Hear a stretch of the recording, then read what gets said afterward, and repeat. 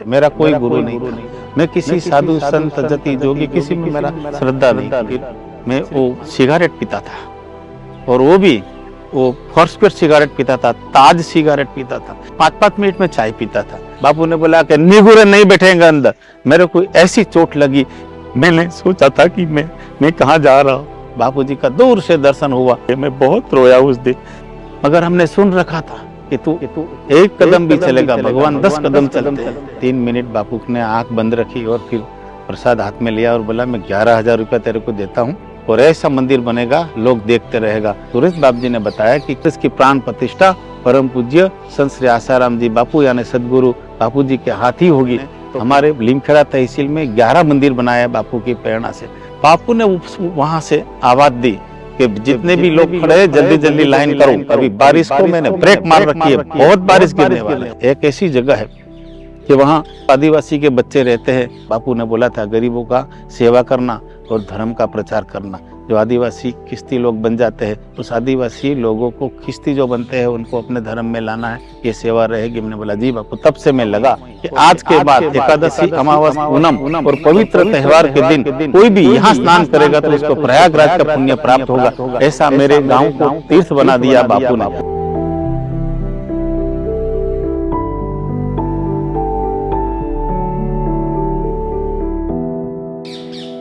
1994 में बापू के संपर्क में मैं आया। बापूजी का सत्संग दाहोद में था और बापूजी का सत्संग सुनने के बाद मेरे को एक अंदर से ललक ऐसी लगी कि मुझे गुरुदेव से मिलना है। तो समिति के कोई भाई ने मेरे को दाहोद में बताया कि आप निवास स्थान पे मिलना, वहाँ बापूजी का दर्शन अच्छा से तरह से हो जाएगा। तो हम वहाँ रात को पहुँचे थे और बापूजी का सत्संग सुनने के बाद हमारी जो व्यसन थी चाय की, वो तुरंत हमने दूसरे दिन छोड़ दी थी। दाहोद में एक काली डैम करके एक निवास है, वहाँ डैम बना हुआ, वहाँ बापूजी का निवास स्थान था। रात को बराबर 10 बजे हम बापूजी के श्री चरणों में पहुँचे थे परिवार के साथ। तब मैं बापूजी का फ़ोटो एक लिया था साथ में। जैसे बापूजी के पास पहुँचे तो मैं हार ले गया था बापूजी को कि भाई फूल हार लेके जाए बापूजी के चरणों में। तो बापूजी ने मेरे हार जो था उसको खाली अंगुली लगाई ऐसे और बोला ये तेरे पीछे है, उसको पहना दे। फिर दूसरा कोई भाई आया तो उसने बोला बापू को तू उनको पहना दे। तो जैसे मेरे को हार पहनाया तो मेरे को ऐसा लगा कि मैं तो एक छोटा सा आदमी, इतने बड़े बापूजी संत है और इतने लोगों के बीच में मैं कैसे हार पहन के खड़ा रहूँ, चलो मैं निकाल देता हूँ। तो मैं जैसे निकालने गया और तुरंत बापूजी ने बोला पहन रख उसको, मत निकाल। तो मैं उसी समय ऐसा मुझे एक अलौकिक अनुभव हुआ और मेरे शरीर के जो रुए हैं वो सब खड़े हो गए, पसीना निकल गया पूरे शरीर से। और उसी समय मैं वहीं बैठ गया। बापू ने बोला बैठ जा, बैठ गया। हार पहना रखा मुझे बापू ने। फिर मैं 5 मिनट के बाद मेरे अंदर से एक प्रश्न उठा। हम खड़े हुए धीरे से और बापूजी को अनुनय भी नहीं किया, 2 हाथ जोड़ के प्रार्थना करी और बोला बापूजी मेरे को महाकाली मंदिर बनाना है। अच्छा कहाँ बनाना है? हमने बोला मेरा मांडीबार गांव है, लीमखेड़ा तहसील है, यहाँ से 40 किलोमीटर दूर है। ठीक है। 2-3 मिनट बापू ने आंख बंद रखी और फिर प्रसाद हाथ में लिया और बोला मैं 11,000 रुपया तेरे को देता हूँ और ऐसा मंदिर बनेगा, लोग देखते रहेगा, मगर देख साथ में गुरु मंदिर बना लेना। बापू ने ये बोला सामने से। मेरा कोई गुरु नहीं था, मैं किसी साधु संत जति जोगी किसी में मेरा श्रद्धा नहीं थी, सिर्फ माता जी की भक्ति करता था। फिर मैं घर आया तो मुझे ऐसा कुछ अनुभव अंदर से होने लगा। हमारे बापू हमारे हृदय में आते हैं, कभी सपने में आते हैं। फिर बापू की मैंने एक उद्दालक ध्यान कैसेट सुनी और जैसे वो कैसेट सुनी मैं बहुत रोया और मैंने सोचा था कि मैं कहाँ जा रहा हूँ, मेरा क्या होगा। मैं तो खाना पीना, बीड़ी सिगरेट तम्बाकू सभी व्यसन थी मेरे। और कितनी मैं 25 मसाला बनवा के घर से ले जाता था, नौकरी पे जाता था, वो मसाले सब बनवा के ले जाता था। फिर मैं वो सिगारेट पीता था और वो भी वो फॉर्सक्वेयर सिगारेट पीता था, ताज सिगारेट पीता था, क्योंकि मेरी आरटीओ ऑफिस में ड्यूटी थी। तो वहाँ ड्यूटी रात को भी करनी पड़ती थी, दिन को भी करनी पड़ती थी। तो वहाँ तो और 5-5 मिनट में चाय पीता था। ये सब व्यसन मेरे को बापू ने कभी नहीं बोला, मगर मैंने वो कैसेट सुनी, ऐसा हुआ कि मैं तो मेरे सामने ही बापूजी है, मेरे को सब बता रहे हैं, ऐसा मेरे को लगा और अंदर से ऐसा भाव जगा कि मेरे को बापू से और मिलना है, और मिलना है, कब मिलूंगा, कब मिल। मैं रोता रहा।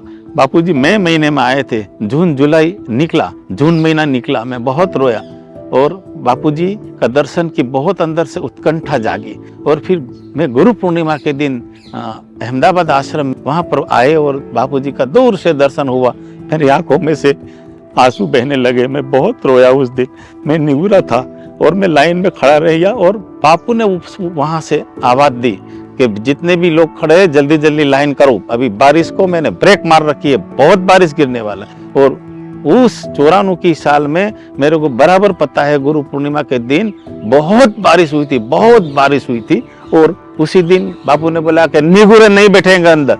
मेरे को ऐसी चोट लगी कि मैं तो निगुरा हूँ और मैं बापू के द्वार पे आया तो बापू ने बोला निगुरे नहीं बैठेगा अंदर। तो मैं अंदर तो नहीं बैठा मगर बापू का दर्शन किया, प्रसाद मिला, घर गया। फिर मेरे को चैन ही नहीं पड़े कि मैं अब कब दीक्षा मिलेगी। वो ऐसा करते करते अगस्त महीने में बापूजी सूरत, तो हमने पता चला कि बापूजी सूरत में शिविर देने वाले हैं जन्माष्टमी की शिविर जब हुई तब मैं वहाँ पहुँचने के लिए फ़ोन किया तो मेरे को बताया गया कि भाई बापूजी जन्माष्टमी पे आएंगे मगर दीक्षा कौन से दिन देंगे वो हम नहीं बता सकते, वो तो गुरु की मौज है, गुरु कभी भी दे सकते हैं। तो फिर मैंने बोला हमारी तो ड्यूटी है, मैं कैसे पहुँचूँगा, क्या करूँगा। फिर मन में भाव था और ऐसा दृढ़ निश्चय किया कि कुछ भी हो जाए मेरे को पहुँचना ही है बापू के पास। और बापू के पास पहुँचने के लिए संकल्प किया, घर आया, पत्नी को बताया, बोले चलो। हम निकलने को तैयारी करी तो बहुत बारिश हुआ मगर हमने सुन रखा था कि तू एक कदम भी चलेगा, भगवान 10 कदम चलते हैं, गुरु 10 डगले आगे चलते हैं। कोई भी विघ्न आ जाए, कुछ भी हो जाए, मगर जहाँ जाना है वहाँ निश्चय कर लेना और पहुँच जाना और भगवान मदद करेगा। हम पहुँचे तो सभी बसें बंद थी उस दिन, फिर रेलवे भी बंद हो गई। हम गोधरा पहुँचे, फिर गोधरा से एक ट्रेन मिली मेमू, उसमें हम बड़ौदा तक पहुँचे। बड़ौदा जाके पूछा तो बोला सूरत तक की ही है गाड़ी है मेमू, बैठ जाओ। सूरत पहुंचा रात को 12 बजे। वहाँ जाके पूछा तो बोले दीक्षा तो बापू ने आज दे दी है। मैंने बोला आज दे दी, हाँ, मगर देखो बापू की मौज है। फिर ऐसा हुआ कि रात को मैं 12 बजे पहुंचा था, एक भाई आया, बोले अब भी बापू ने बोला है कल भी दीक्षा देंगे। फिर मेरे को सुबह में जन्माष्टमी के दिन 6 बजे बापू के श्रीमुख से दीक्षा मिली। दीक्षा मिलने के बाद मेरा जीवन संभर गया। फिर मैं शरद पूर्णिमा के शिविर में पहुंचा और वहां जाके बापू को प्रार्थना करी कि बापूजी मेरे बांडीवार गांव में महाकाली और गुरु मंदिर बनाने का संकल्प मेरा पक्का हो गया है, तो सुरेश बाबू जी आ जाए और तो खाद मुहूर्त कर देगा और खाद मुहूर्त के बाद हम मंदिर बनाना शुरू करेंगे और थोड़ा सत्संग भी हो जाएगा हमारे गाँव में। बापूजी ने बोला ऐसा? मैंने बोला जी। तो बापू ने बोला ठीक है, सुरेश से बात कर लो। हम सुरेश बाबू जी से मिले, बात करी, सब तय हो गया। और शरद पूर्णिमा के दिन रात को 11 बजे हमारे को 4 दिन का सत्संग दिया। और 4 दिन का सत्संग बांडीवार में लाभ पचम से हुआ था 94 में, और सत्संग के बाद भंडारा भी हुआ था और वहाँ मंदिर का खाद मुहूर्त हुआ। और मंदिर का खाद मुहूर्त के बाद सुरेश बाबू जी ने बताया कि खाद मुहूर्त तो मैं करता हूँ मगर इसकी प्राण प्रतिष्ठा परम पूज्य संत श्री आसाराम जी बापू यानी सदगुरु बापू जी के हाथ ही होगी। तो फिर मैंने संकल्प कर लिया हमारे बापू जी के हाथ ये प्रतिष्ठा कराऊंगा।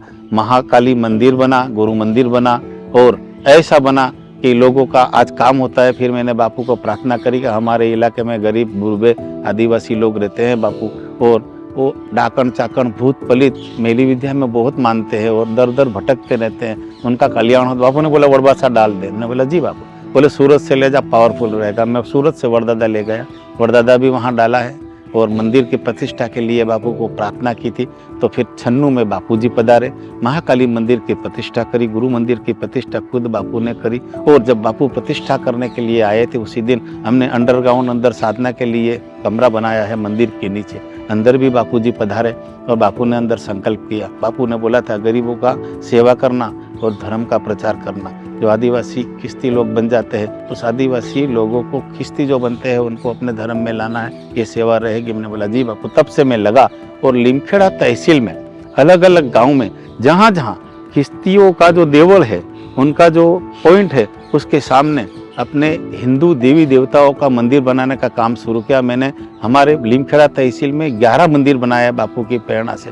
और बापू ने बोला कि बहुत बढ़िया है बनाओ। मैंने बोला बापू एक ऐसा पॉइंट है, एक ऐसी जगह है कि वहाँ 300 आदिवासी के बच्चे रहते हैं और हर साल वो किश्ती बनते हैं और आदिवासी लोगों को वहाँ लाके पढ़ाया जाता है और अपने धर्म की प्रार्थना नहीं करते हैं, स्कूल में अपनी आते हैं, अपनी स्कूलों में वो प्रार्थना अपनी नहीं करते हैं और वो बैठे रहते हैं, मगर वो यीशु की प्रार्थना बोलते हैं और वहाँ 300 जितने बच्चे छात्रालय में रहते हैं। बापू ने बोला वहाँ हनुमान जी को बिठा देना। आज भी तो लगभग 20 जितने गुरु मंदिर बने हुए हैं और पूरे पंचमहल में हमारे कई सत्संग केंद्र है, तो कई सत्संग हॉल है।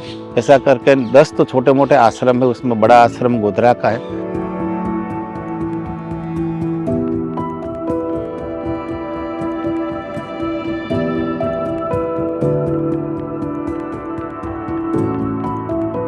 फिर मैंने बांडीबार में हमारे गांव में त्रिवेणी संगम है, वहाँ पर त्रिवेणी संगम पे बापूजी का आश्रम बनाने का संकल्प किया।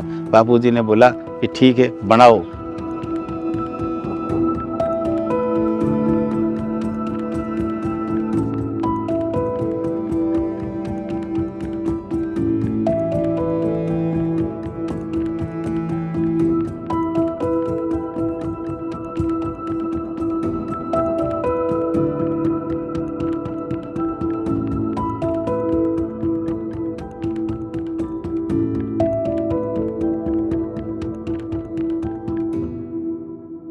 फिर उस 11 मंदिर की प्रतिष्ठा करने के लिए आए, तब बापू ने आश्रम में कुटिया का उद्घाटन किया और वहाँ पर बापूजी ने कहा था बोल क्या चाहता है। मैंने बोला बापूजी हमारा ये गरीब आदिवासी विस्तार है, तो कभी गंगा यमुना सरस्वती स्नान करने के लिए भी नहीं जा सकते हैं और यहीं बैठे हैं सब, और बरसों से पीछे शमशान है गुरुदेव, और बरसों से लोग कहीं नींद में सोए हैं और उसका सबका उद्धार हो, उसका कल्याण हो, मैं वही चाहता हूँ। बापूजी ने बोला अच्छा जी बापूजी बस वही चाहिए। बापूजी सीधे आए और हमारे वहाँ पर मंदिर बना है, मैंने पांडवकालीन मंदिर था उस त्रिवेणी पे, उस मंदिर को फिर से नया बनाया और उस मंदिर की बापू ने प्रतिष्ठा करी। प्रतिष्ठा करके जल अभिषेक किया और जो अभिषेक करके जल रखा, सप्त तीर्थों का जल लाया था, वो जल रखा था, वो जल बापूजी ने थोड़ा उसमें लोटे में बचाया और 5 पंडित को बोला इस त्रिवेणी संगम में जाके जाओ पधराओ, और बापूजी ने सत्संग किया। वो सत्संग में बोला था वहीं कि आज के बाद एकादशी, अमावस, पूनम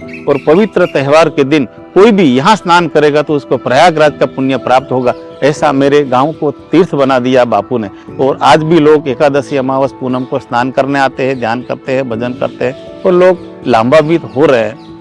ऐसा करते करते मैं गुरु की सेवा में आगे बढ़ता गया और हजारों लोगों को व्यसन मुक्ति का कार्यक्रम भी किया और हमारे विस्तार में गांव-गांव जाके जहाँ जहाँ ये हमारा बिछड़ा हुआ जो विस्तार है उस विस्तारों में जा जाके फिर बापू ने बोला, मैंने बोला था बापू हम भजन मंडली बना के जाते हैं, तो बापू ने बोला था कि ले मैं तेरे बरकत के लिए देता हूँ। बापू ने 100 रुपया मुझे दिया था और 11,000 रुपया मेरे को बापू ने बांडीबार के मंदिर के लिए दिया था। मैंने बोला बापू आपका 11 रुपया भी 11 गुना है, आपका प्रसाद मिल जाए हम धन्य हो गए। तो फिर बापू ने नहीं माने और बापू ने प्रसाद के रूप में मैंने को 3500 रुपया दिए थे और भजन मंडली बना के मैं घूमूंगा तो बापू ने बोला था ले 100 रुपये तेरे बरकत के लिए देता हूँ। बापू जो भी सेवा देंगे वो सेवा मैं पूरे आजीवन जब तक ये शरीर रहेगा तब तक करूँगा। ये शरीर गुरुदेव के चरणों में है।